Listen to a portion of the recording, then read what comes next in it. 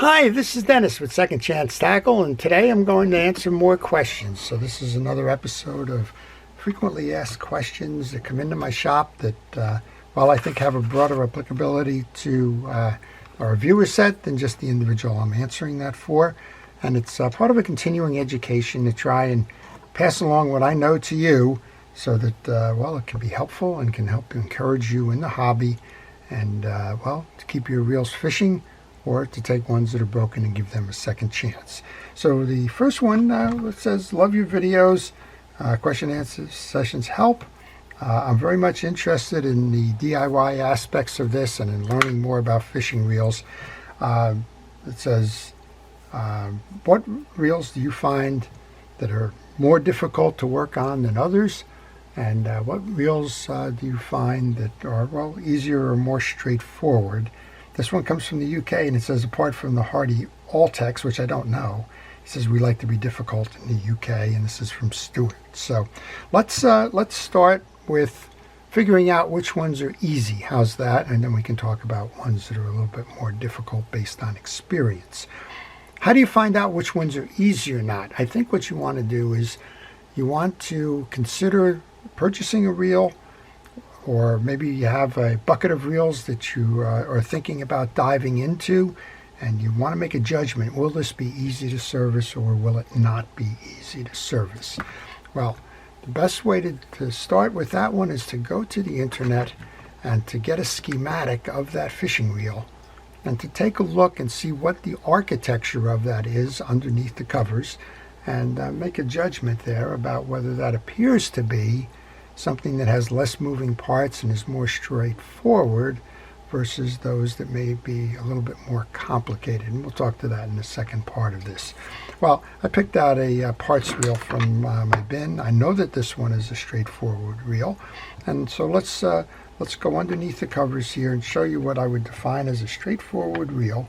And of course, you know, if you've been watching the channel, you know what's the common architectures are, because, well, I kind of show them. I show an awful lot of reels in the videos, and you can see that there's a pattern there. There's really about 3 different patterns for the spinning reel, and there's 3 different patterns for the conventional reels, sometimes called boat reels or bait casters.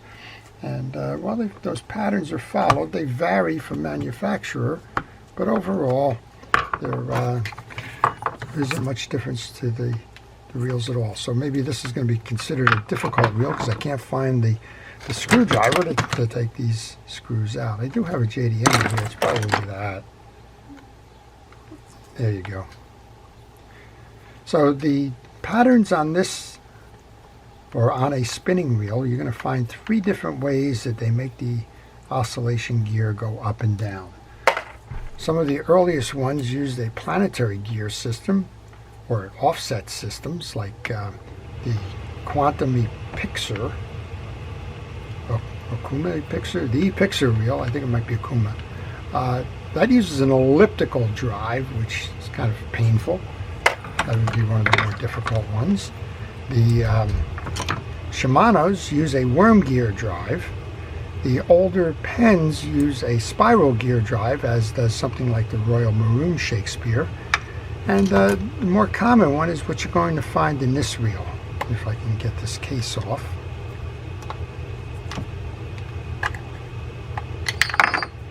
There you go. All right.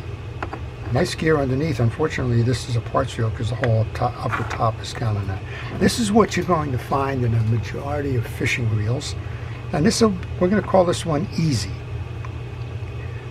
This gear comes straight out. Sometimes it is locked in and you need to remove your crosswind block below. But either way, you're going to have a main gear that has a back drive gear to an oscillation gear. That would be this one. It sits into a crosswind block. If you remove this screw, you can remove the axle. And sometimes you need to remove the axle because it bumps in, it rides in this groove here. But if you don't need to, if it just falls out, you're in luck. And a simple service on this one is to take these 3 parts off, disconnect your axle shaft, remove your crosswind block, your oscillation gear, and the third part being your main gear. Clean them all up, and just simply reinstall with a nice greasing on your pinion gear. If you didn't want to get deep into this one, just take an oiler and oil in to get the top bearing. And well, if you want to get more deep into that, remove the axle shaft, the spool, come off with that axle shaft. You can remove the rotor and service it that way. So this is the easiest of the architectures to service. The next easiest, if you will, well, they get more difficult, I guess. That's the question, right? I mentioned the ePixer and the ones that use a elliptical drive to take the stress off of the oscillation system. And then you've got the more difficult ones. Now, how do you deal with the more difficult ones? Well, as we mentioned, once you gain the confidence that you're going to be able to service these reels, the next thing you want to do is you want to make sure that you take a lot of pictures. You follow the schematic that you pulled off that would assure you that you could do the work on this, and then you slowly and surely take them off, clean them up, and reinstall. Well, we're going to just set that aside for now. Hope that's been a start to that. All right, the second question that came in is, how do you determine what you're going to work on when you're not working on customer reels? I like that as a question. That one came from Mark. Every now and then I'll get a reel in a lot purchase that I make that just, well, I haven't worked on before, or I like the architecture of it, or I want to learn more about it. Well, here's an example of that. This is a Fenwick reel. I haven't worked on Fenwick reels. It's a Fenwick Mark III. I bought it because it was attached to a Fenwick rod. And Fenwick rods, well, they have a great reputation. They were out of Fenwick, Washington.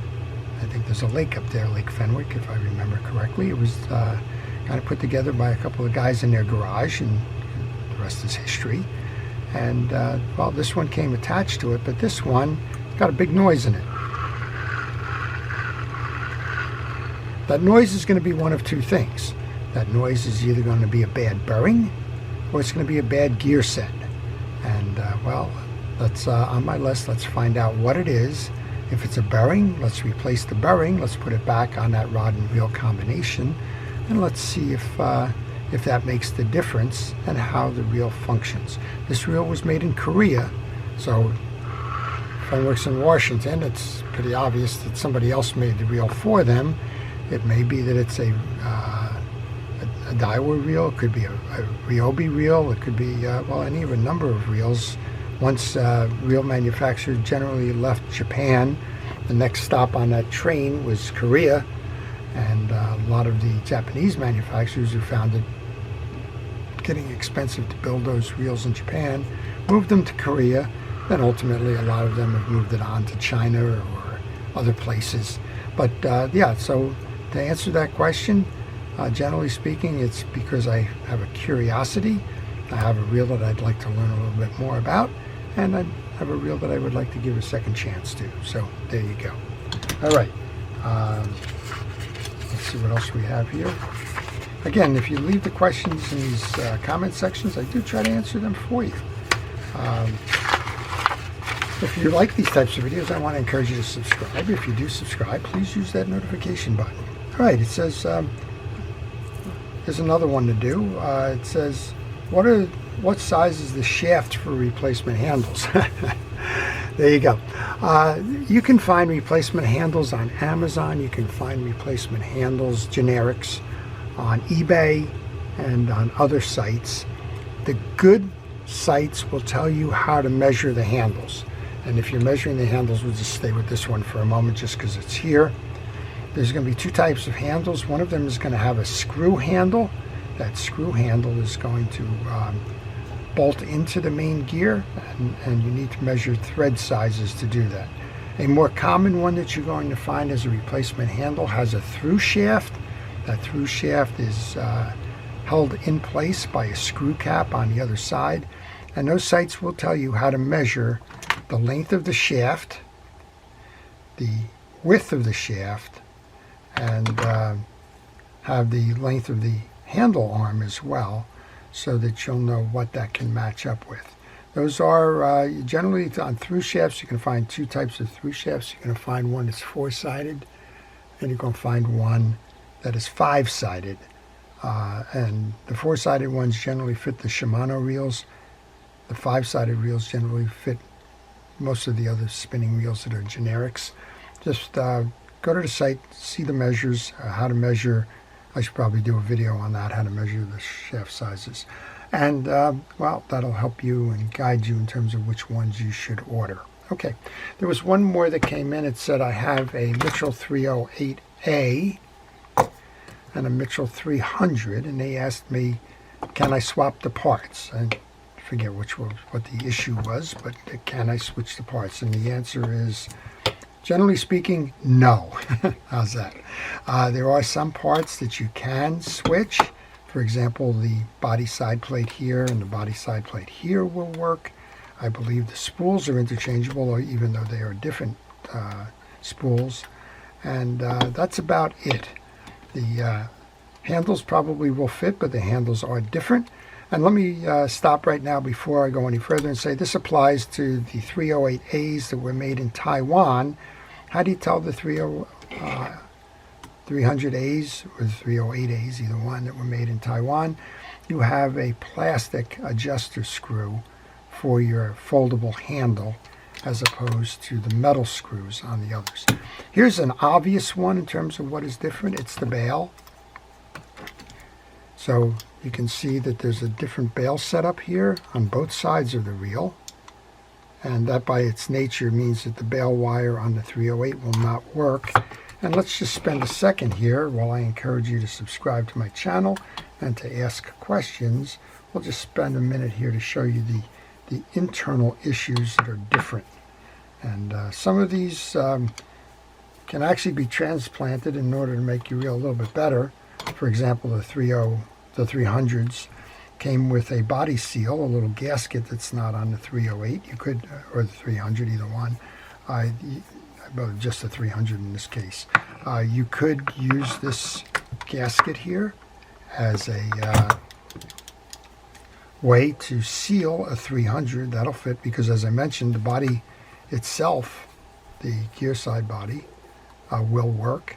I think the non-gear side body will work. I've never tried that. The screws appear to be interchangeable. But let's show you the differences internally. And this is the ones that most people will try and substitute. They'll have a gear grind, or they'll have a loose axle shaft or something, and they want to know what they can do inside. Well, the answer is not much.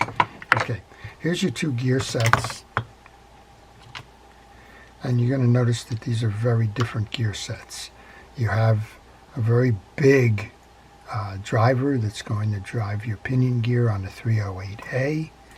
You have a tapered gear driver that's going to drive that pinion gear on the 300. This one appears to be the same, but underneath here you have a different anti-reverse dog than the one that is found here. This one is a spring-driven dog that has the spring located against the case. This one's got the split-fingered tension driver. You can see how it wears, and as you pedal that reel backwards, it pulls that anti-reverse dog in. So the short answer, or the long answer, I guess it's the long answer, is that if you have a 300 and you need parts, don't buy a parts reel that's the 300A, unless you need one of the ones we talked about, the handle or possibly the spool or the oscillation transfer gear. But don't think that because they're both 300s they're the same. They're not. They're very different reels, and well, you just can't use the parts between them. I hope that helps. I hope you've enjoyed this session of the question and answers. Again, if you have questions, please leave them in the comments section. If you like the video, please like it. If you want to see more like this, please subscribe. And before I leave, I want to take a moment to thank our first responders, our police, fire, safety, rescue, EMTs, everybody that's keeping us out of harm's way by choosing a career in public safety. And I want to thank you, the viewer, for watching. I wish you great times on the water, great fishing, and fun with the hobby of fishing reel repair. This is Dennis with Second Chance Tackle. Have a great day.